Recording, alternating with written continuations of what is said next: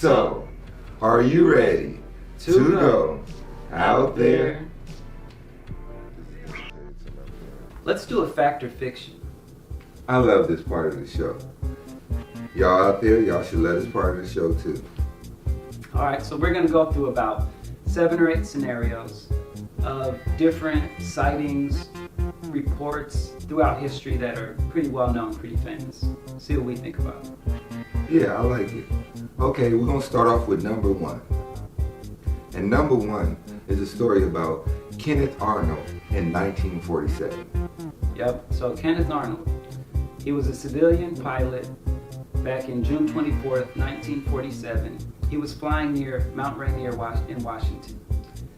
So Kenneth's flying around. He sees 9 objects fly past him. He claims they're going 1,700 miles an hour. 1,700 miles an hour? 1,700 Wow. Back in 1947, so that's pretty impressive. Pretty impressive. So he sees these craft fly by. He says they're in a V formation, and he says they're moving like you would skip a stone on the water. What do you think? Well, I think there's got to be some type of truth to that story, because we got to look at the person that's telling the story. Is the person telling the story have some type of credibility? They say, okay, he was a pilot. So if he was a pilot, he flew planes before. He actually knows what a plane looks like because he flies planes. He knows the speed of a plane, what a plane can do and what it can't do. And he sees some object flying by that's way faster than the plane can go in speed, maneuvering in different ways that a plane can't maneuver and without wings.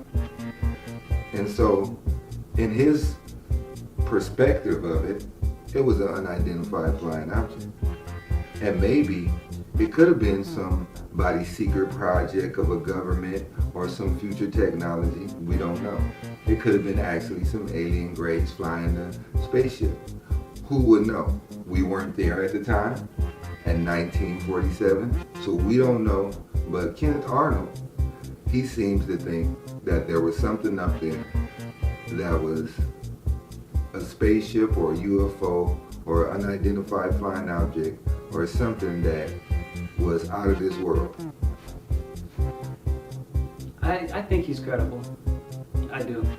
A pilot, it's not an easy thing to beat. Could have been anything. Could have been the military. 1,700 miles an hour. That's not out of this world. We have things that are faster than that now. So I definitely think it was probably credible. This is just after World War II. Pretty sure that could have been some, advanced military thing they were testing at the time. Never wanted to admit to it.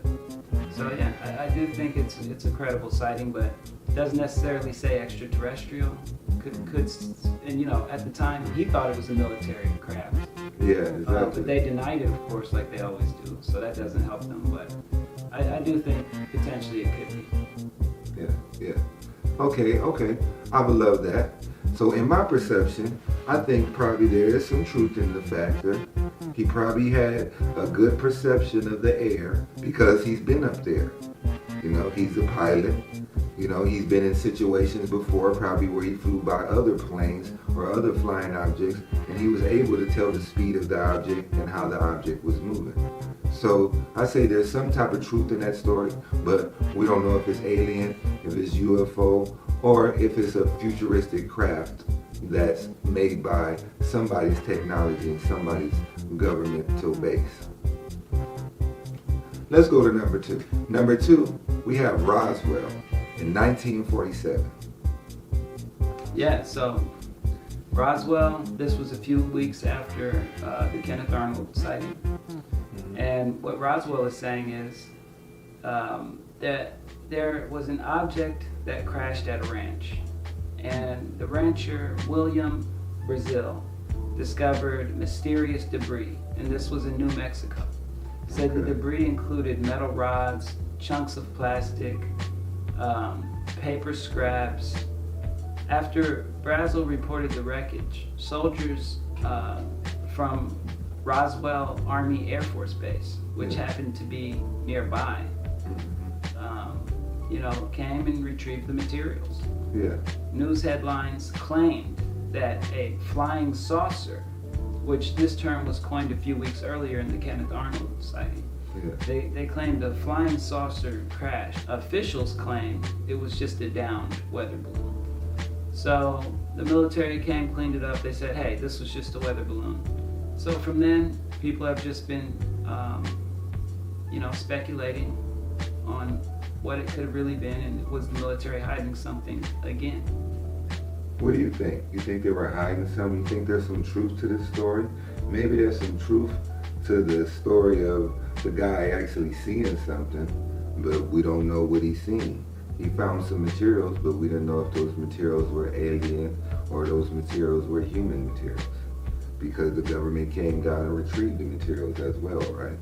So in that case, I would say that it could be anything in that situation. I wouldn't say it was truth or fact, but I would think there's some type of truth in that factor, because I don't think that a person in that situation during that time, being in his town, I don't think he would ostracize himself and say something actually exists, or he actually seen something that he actually didn't see, because he knew that probably he'd catch ridicule from the papers, the people around him, his family and his friends, and if he still kept on believing it, maybe to him it was believable, but not to everybody else. We don't know if he was sane or in his right mind, or we don't know what the situation was, because we weren't there. That's one of those situations where we weren't there, so we don't know. But as we see, it says, this craze continues. Everybody thinks it's a flying disc. Some people don't think it's a flying disc. Some people there said they seen a disc. Some people said it wasn't a disc that they retrieved. But we don't know, because we weren't there. But as I see it in the story, there's a little bit of truth out of the story, but there may be a lot of fiction in the story too. Yeah, I would say for this story, I think that the guy and the people were probably genuinely confused what they found. I do more fall into the idea that this one was a weather balloon, just because when I've looked at the few photos that I could find of the Roswell debris, it just looks like thin, scrappy material that he's found, and weather balloons probably were a new thing at that time. So with I think the Kenneth Arnold sighting a few weeks earlier, and everybody being in this flying saucer craze for the first time, everything could have been a flying saucer. Anything you say, is that a flying saucer? Exactly. So I think this one got caught up in the hype. I give the Kenneth Arnold sighting earlier more credence, because I think, it kind of was a prototype. He didn't have a lot to go on, so he, that's where the flying saucer craze came from. So I give his more credence, but then after that, people probably just started willy-nilly saying everything's a flying saucer, and I think that probably was the case with Roswell. I do think that it was probably, look at the scraps. If you show, I haven't looked at all the pictures of Roswell, and we can go more in depth on Roswell on another episode. Yeah. But I do think that in this case, with the pictures I've seen so far, more than likely a weather balloon. I do believe that William probably believed that there was more to it. And, with the military coming in and taking the evidence, it does leave people with that room to speculate and wonder. Exactly. So I say there is some truth in this factor, and there's a lot of fiction that they put around it, to dumb out the little truth that was in it. But, whatever it was, we'll never know. Now, we're going to go to number 3. Number 3 is the Lubbock Lights in 1951. Yeah, so the Lubbock Lights. In 1951, some science professors in Texas were enjoying an evening outdoors in Lubbock when they looked up and they saw lights in the sky. They say that these lights were flying above them at a very high speed, and over the next few days, more and more reports rolled in from across town saying that people were seeing these lights, and they were snapping photos of these lights. And it was something that was published in the newspapers and all this stuff. And eventually there were some Air Force inquiries called Project Blue Book that looked into these UFOs and investigated the events. And the conclusion was that the lights were basically birds, and the birds were just reflecting, light from street lamps or from what have you, and that, because the birds were small, people thought they were far away and flying faster, but they were actually small and up close. Yeah. What do you think about these ones? It's one of those situations that if I didn't see it with my two eyes, I couldn't make a observation or a great opinion on how or what it is, or what am I looking like, or what am I seeing with my two eyes, or it's another situation to where that you do have witnesses to the fact that they've seen it, and it was multiple witnesses, more than one. So if more than one people seen this object in the sky and it looked like something other than they're used to seeing, there's some type of truth in that. But is it a UFO? Is it a light show? Does it come from birds? It remains to be seen.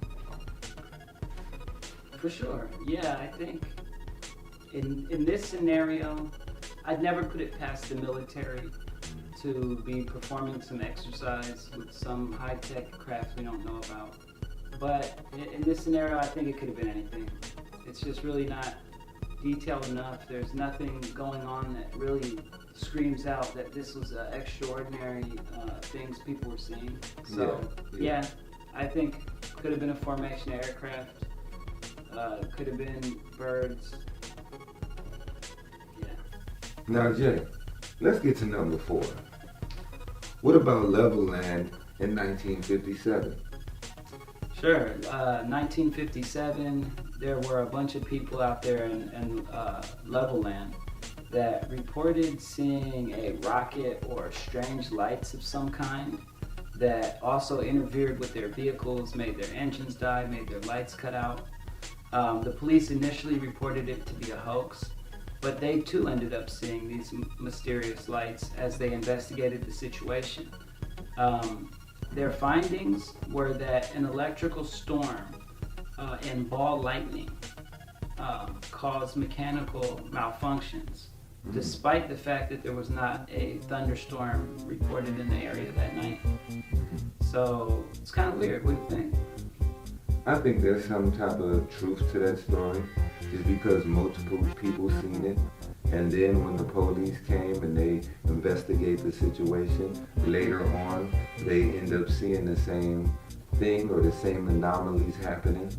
So I think there's some type of truth to that story. Now we don't know what it is, what type of technology it is, what type of wormhole it is, what type of interface with a UFO and cars and electricity have to do with the functioning of the cars. But if multiple people said they had problems with their cars, and they said it was an electrical storm, which was non-existent at the time, then there has to be some type of truth to the factor. We don't know where it came from, though. We can't put a finger on it. We weren't there. We didn't see where the light came from. We didn't see the craft. We weren't in the car at the situation, but multiple people that were there, they say that it's actually happened. So I think there's some truth in that factor right there, and something did happen out there, but only people that was out there know what was out there. Let's go. I would actually say, I think something weird happened for sure. If people are reporting this across town, and even the police report something weird happened, I definitely can agree with that. Now, I think the part where they're saying they saw some rockets or something, and then that was associated with their cars malfunctioning, so something could have been going on electrically that caused people's cars to be malfunctioning. Did it start because some craft went by and then it started causing something going on in the atmosphere? Or did some craft happen to go by at the same time that stuff just happened to be starting from its own means and they weren't actually associated, but people just thought they were associated.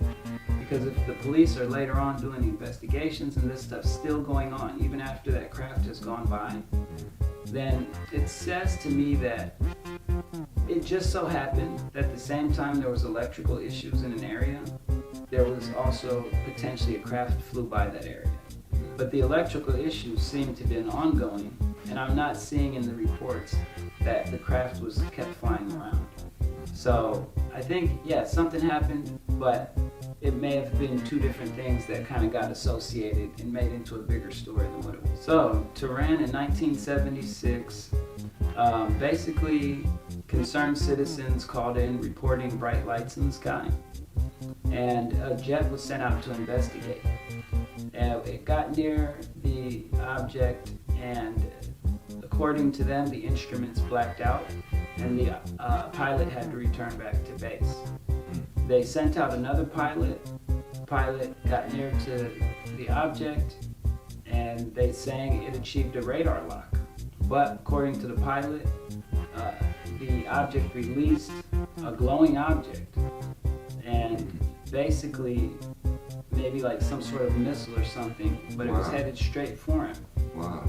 And he was prepared to try to fight back, but he experienced malfunctions with his equipment, and he witnessed another bright object being released from the UFO that headed towards the ground. And so he ended up being able to return safely to his base. After the incident, Iran got in touch with the United States to aid in the investigation. And basically, the Air Force released a memo that said, there are no explanation for any of the events that night.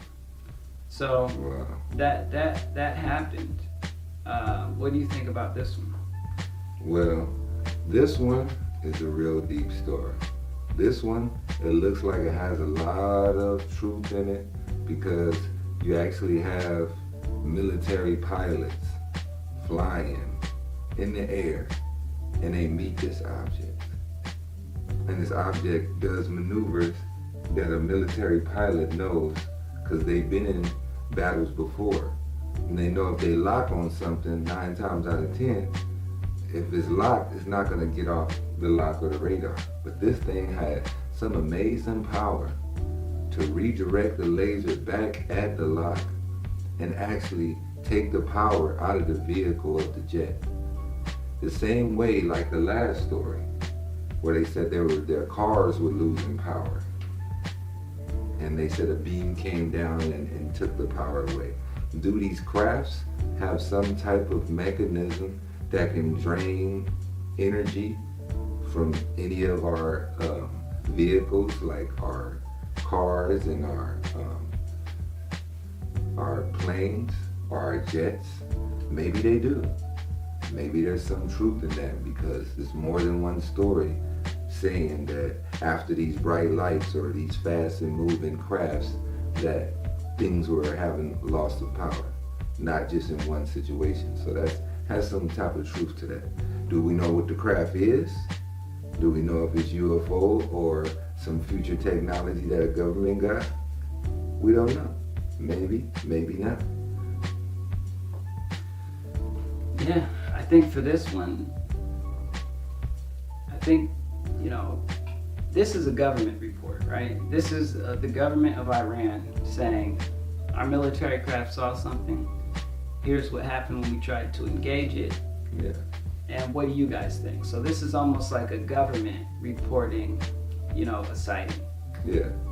I think it's very telling, because ultimately, it's known that the U.S. developed secret aircraft. Mm-hmm. We had the stealth bomber around in the 60s.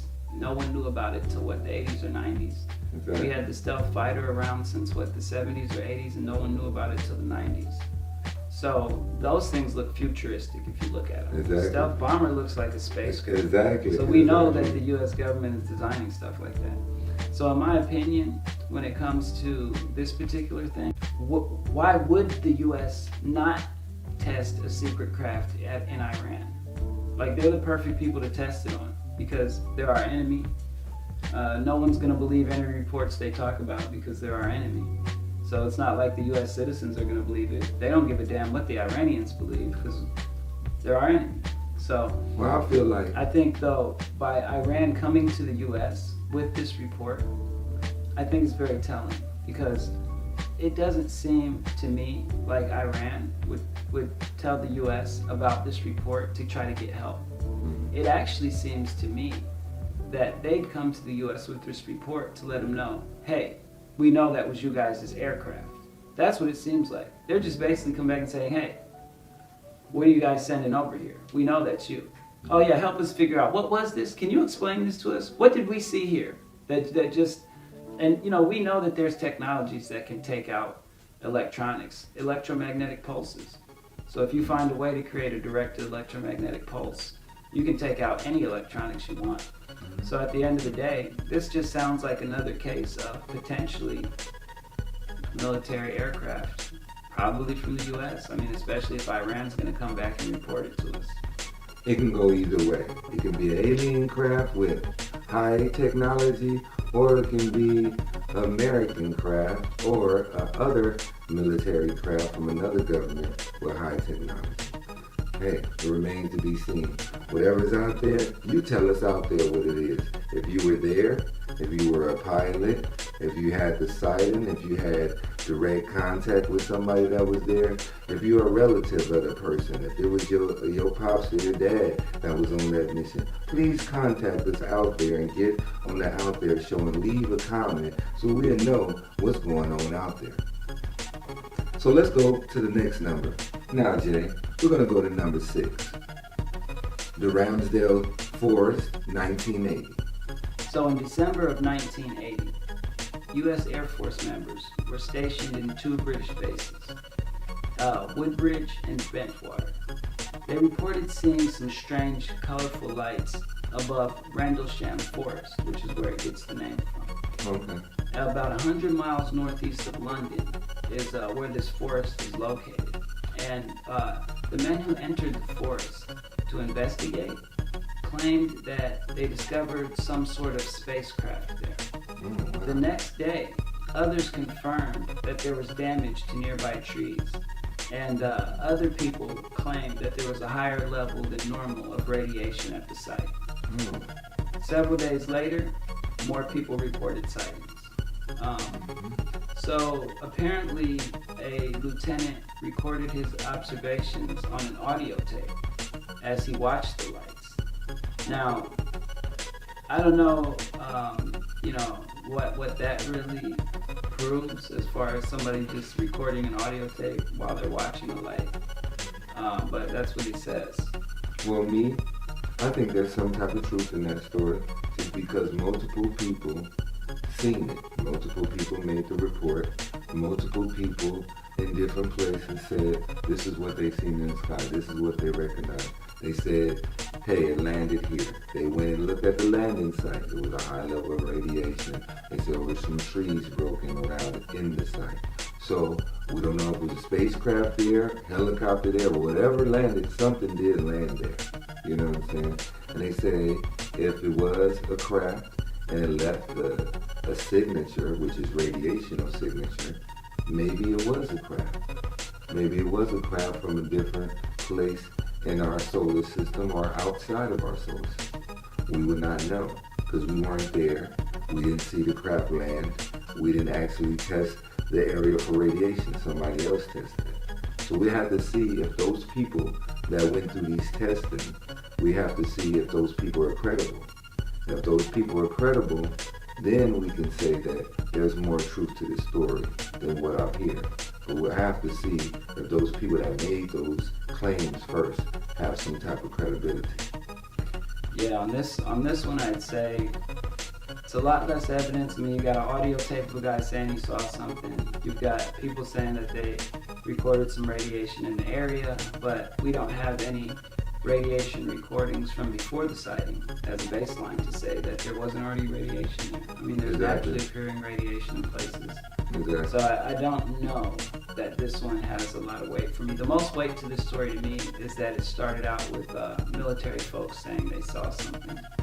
But beyond that, I think two guys going into the forest and saying they saw a craft, that's shaky. Then some other people coming later. Now, what's up, Jay? I want to talk about number 7, the Belgian Wave, 1989 to 1990. All right, yeah, let's talk about it. So the Belgium Wave. Basically, at the end of November in 1989, there was being reports of a large triangular UFO in the sky. Initially, beyond the visual sightings, there was no other evidence. But a few months later, in 1990, March of 1990, there were sightings of objects reported by military and confirmed by military ground radar. Okay. So F-16 fighters were sent out to investigate, and the pilots say they could not see anything visually. However, they say that they were able to lock onto their targets, basically with radar. So they couldn't see it, they were able to lock on with radar, but wow. They say that the UFOs ended up going so fast that they ended up losing track of them. Basically, overall, they're saying 13,000 people supposedly witnessed this visually. They have some pictures out there that people claim to have taken at that time. And basically, this is probably one of the most widely reported sightings of the modern area. And, the Belgian Air Force has no explanation for it, and the UK Ministry of Defense, basically determined that it wasn't hostile or aggressive, and they stopped investigating. So, if you look at it all in all, UK started to take a look. They said it's not worth it. The Belgians took a look. They said we can't figure it out. And I don't know. What do you think about this one? I think there's some truth to this story. Too many people said it. There's too many witnesses. You got pilots and stuff saying about its speed, saying that it was an invisible craft, so it had some type of cloaking mechanism that made it invisible. And it took off to a higher rate of speed that our top jets couldn't catch up with it, or its top jets couldn't catch up with it. So I'm thinking that it had to be some type of futuristic craft, either from outer space or inner space,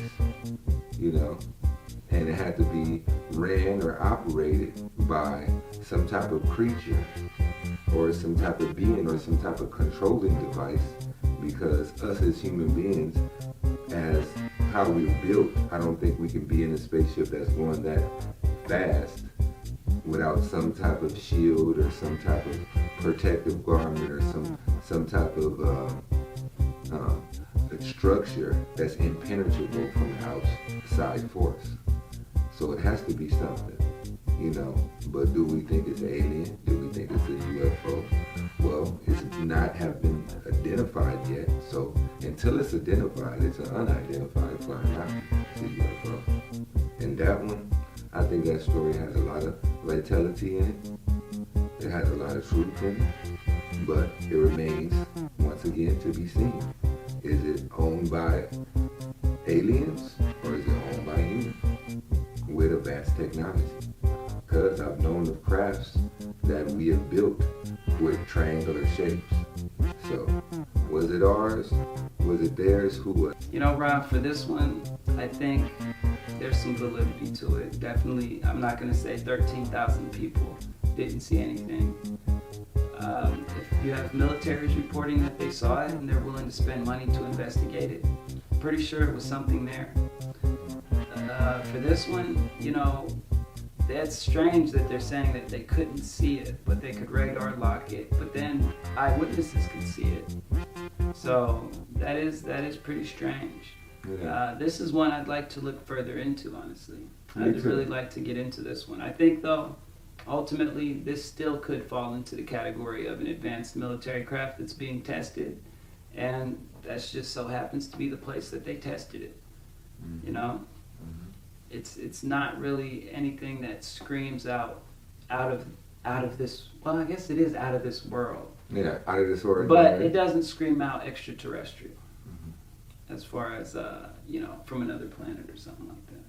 So if we didn't touch on the subject out there, or we talked about something that you have some more information on, and you're out there and you want to talk to us about it, leave it in the comment section, please. And please subscribe to the Out There Show. Because once again,